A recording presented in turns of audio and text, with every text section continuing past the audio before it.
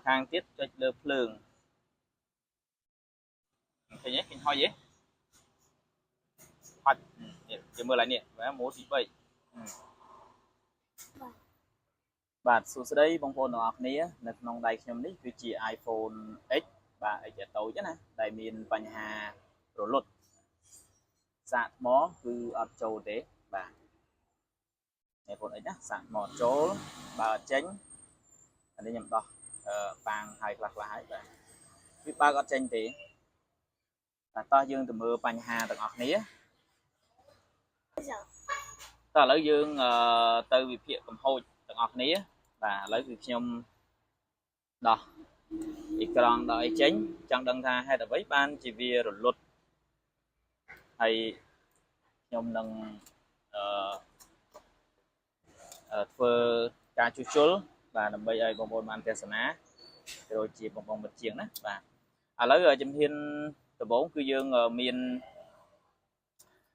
power supply បាទដែលយើងដាក់ភ្លើង 4V ឬក៏ 4V 2 5A អញ្ចឹងណាបាទហើយម៉ាស៊ីននេះដូចគេនេះម៉ាស៊ីននេះគេប្រវត្តិវាធ្លាប់ជួសជុលដែរបាទតែឥឡូវយើងកង្វល់សំខាន់យើងវិភាគមើល power supply ថាវាម៉ាស៊ីនហ្នឹងការ៉ាន់ពេលវាដើរល្អអត់ណាអញ្ចឹងយើងកັບ power supply បាទឥឡូវកັບមកនៅចង់ពាក់តោះឥឡូវនេះមើលខាងលើនេះមើលខាងលើបាទឥឡូវយើងដាក់ភ្លើង 4V 5A ណាបាទម៉ាស៊ីនហ្នឹងយើងគ្រាន់តែកັບគេហៅថាដើមផ្លូវហ្នឹងគឺអត់ឆ្លងទេបាទឥឡូវយើងចុចបឹកឆ្លងទេបាទបឹកមកនេះបងប្អូនគឺវាឡើងបែបនេះចុះឡើងបែបនេះបាទម៉ាស៊ីនហ្នឹងពេលខ្លះវាអាចចុចមកវាអាចឡើងដល់900 ជិត 1000 ណា600អញ្ចឹងណាបាទតោះឥឡូវយើងមកក្រោមវិញយើងដកម៉ាស៊ីនចេញក្រៅបាទជំងឺនេះខ្ញុំវាស់វែងទៅគេឃើញចំណុចមានបញ្ហាអញ្ចឹងក៏លាតធ្វើវីដេអូចែកជូនបងប្អូនបានទស្សនាណាដូចជាបងប្អូនជាងបាទ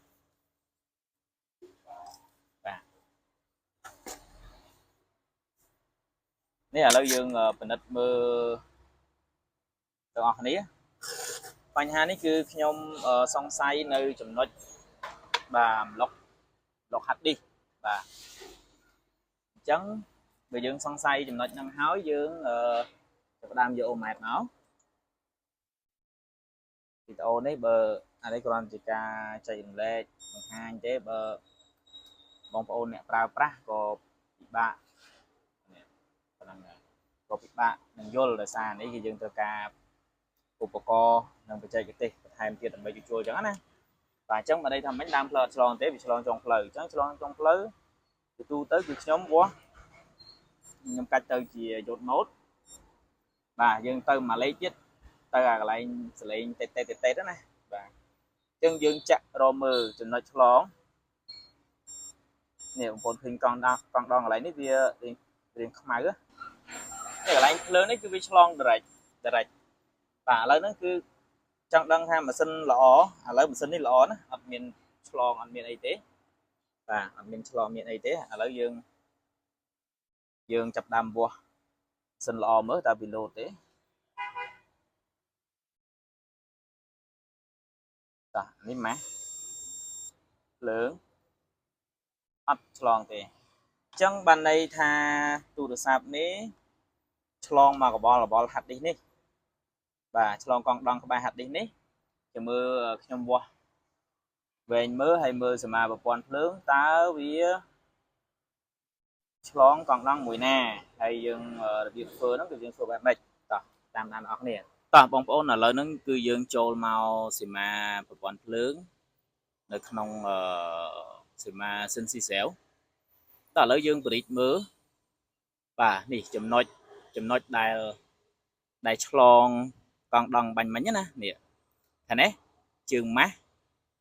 ខាងនេះជើងភ្លើងបាទជើងភ្លើងវាត្រូវយើងវាស់មកបានតម្លៃវាអត់ត្រូវលោតតេតចឹងទេ បើយើងកាច់ទៅជា Yacht mode ដែលអត់លឺសំឡេងណាខាងនេះគឺយើងបាន00ខាងនេះបើតម្លៃល្អវាបាន3 400អញ្ចឹងទៅបាទអញ្ចឹង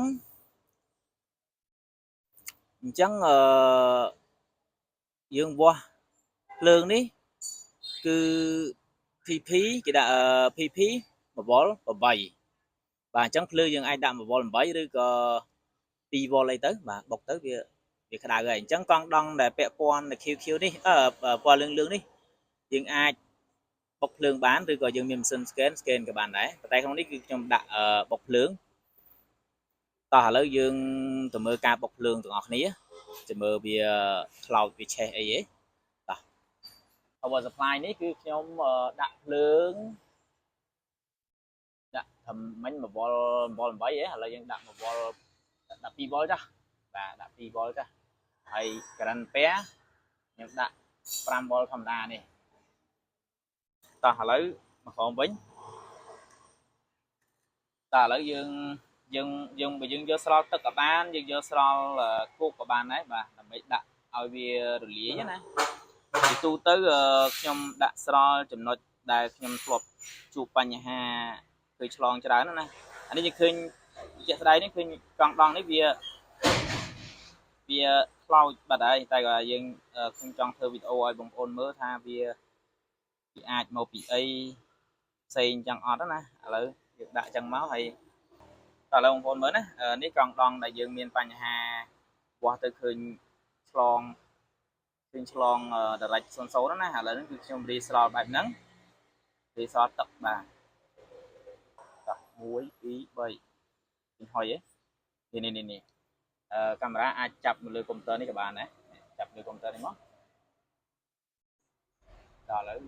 រីកឲ្យធំបន្តិចស្រួលមើលបាទសម្រាប់ជាងតែបានឃើញប៉ុណ្ណេះហើយដឹងថាគេថាសាច់ខ្លាញ់ណាទេអា preview ពេញនេះតោះនេះយើងមើលកង់ឡង់នេះណាអូដាក់ចង់កាមេរ៉ាម្ដងកង់ឡង់នេះកង់ឡង់នេះឥឡូវចាំមើលតោះយើងបុកភ្លើងម្ដងទៀតហើយភ្លើងយើងដាក់តែ1វ៉ុល8ឬក៏2វ៉ុលបានហើយព្រោះដោយសារខ្សែភ្លើងហ្នឹងភ្លើងវាតូចដែរទេតោះឥឡូវយើងខ្ញុំចាក់ណាហ្នឹងខ្សែភ្លើងអូវាតោះ1 3យ៉ាដងទៀតតិចដាច់បាត់ហ្នឹង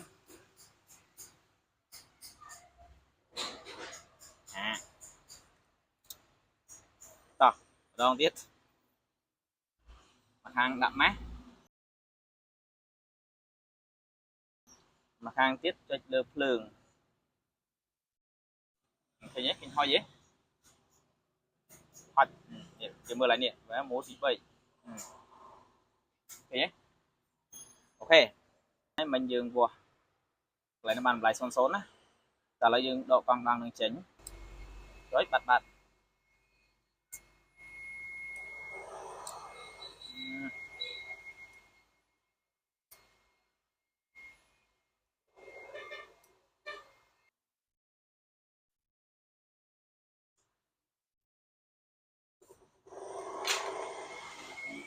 តើឥឡូវយើងកុំតន់ដាក់កង់ដង់ចូលយើងគ្រាន់តែឆ្កឹះចេញហើយយើងវាស់មើលឥឡូវយើងវាស់មើលឃើញទាំងអស់យើងវាស់តេតនឹងដែរណាបាទតើឥឡូវយើងចាក់មើលតើវាឆ្លងឬក៏អត់បាទអានេះខាងម៉ាស់ទៅខាងភ្លើងអូខេបាត់ឆ្លងហើយតើឥឡូវយើងដាក់ជាតម្លៃYacht modeវិញ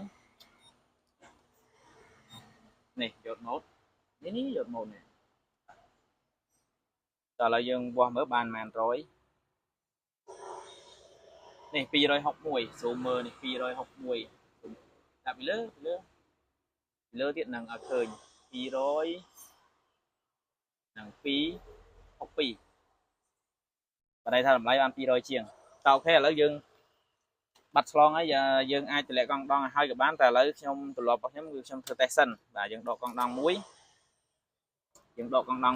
វាអត់ទាន់ថាយ៉ាងម៉េចទេ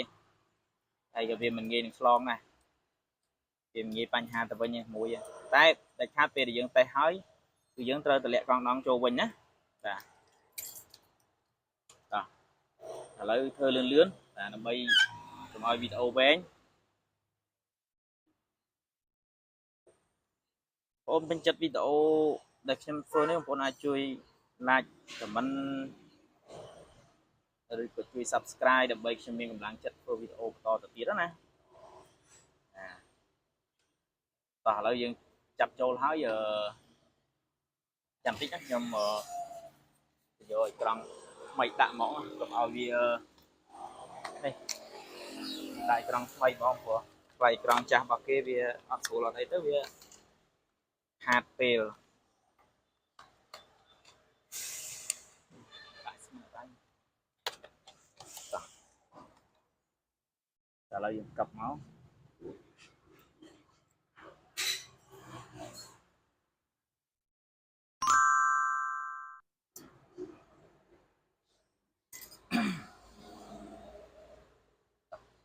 1 2 3ចេញហ៎អូខេចេញហើយឃើញទេមិញយើងចុចបាតចេញទេហើយករ៉ិនពេលហ្នឹងក៏វាឡើងដល់ចុះឡើងមានបញ្ហា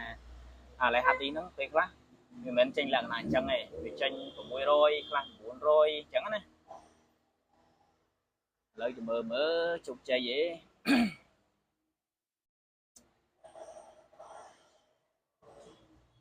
អូខេ